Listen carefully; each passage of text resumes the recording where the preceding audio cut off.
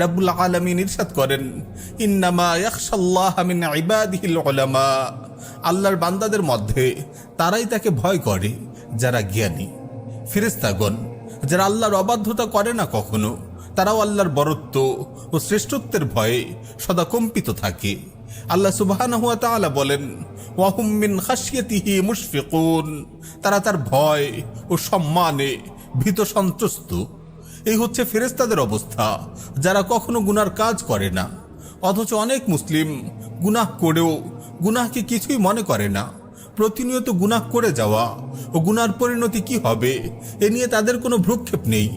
অথচ প্রকৃত মুমিন এমন নয়।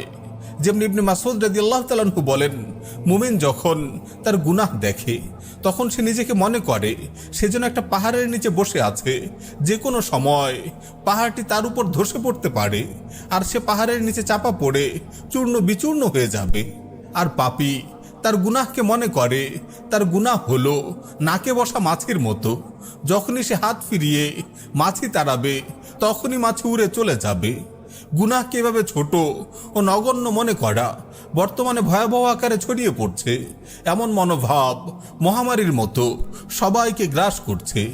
অথচ রাসূলুল্লাহ সাল্লাল্লাহু আলাইহি ওয়াসাল্লাম আমাদেরকে এমন হওয়া থেকে সতর্ক করেছেন।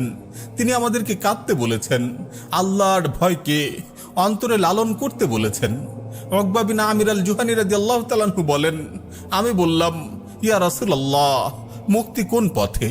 তিনি ইরশাদ করলেন, আমসিক আলাইকা লিসানাক, তোমার জবানকে সংযত রাখো, ওয়াল ইয়াসাআকা বাইতুক, ঘরে থাকার সময়কেও ইবাদতের কাজে লাগাও, ওয়াবকি আলা খাতিআতিক, তোমার গুনার জন্য লজ্জিত হও, সত্যিকার অর্থে লজ্জিত হয়ে কাঁদো, সত্যিকার তাওবা করো।